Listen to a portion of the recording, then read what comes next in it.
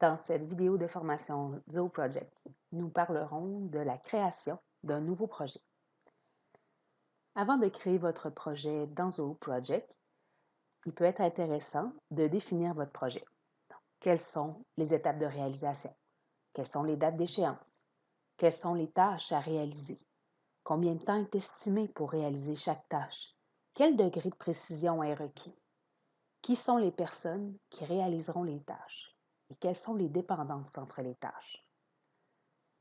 Plus le niveau de précision est élevé dans la définition du projet, plus de temps il faudra pour faire le suivi des tâches et sa gestion.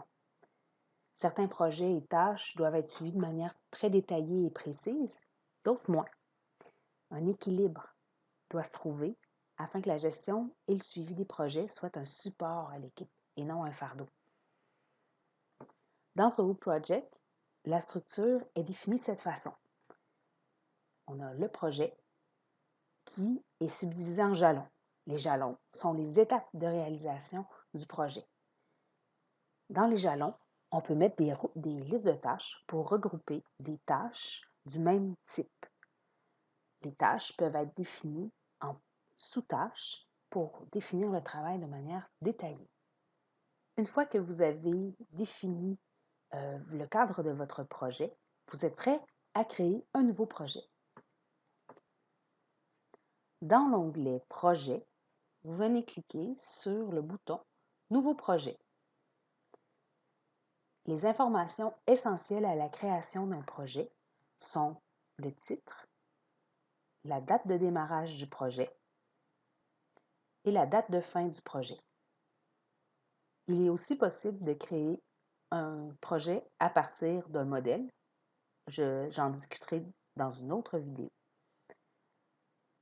En faire un projet strict signifie que les dates des tâches et des jalons ne pourront être définies à l'extérieur des dates de démarrage et de fin du projet. Il est possible de faire une présentation du projet qui pourra servir aux différents utilisateurs. Habituellement, on va mettre les grands livrables du projet dans ça. Et on peut afficher par défaut la vue d'ensemble dans le tableau de bord du projet. Il est possible de faire le suivi du budget du projet. Je vous montrerai dans une autre vidéo comment on fait. La répercussion permet de créer un lien entre les tâches, les sous-tâches et les jalons des projets.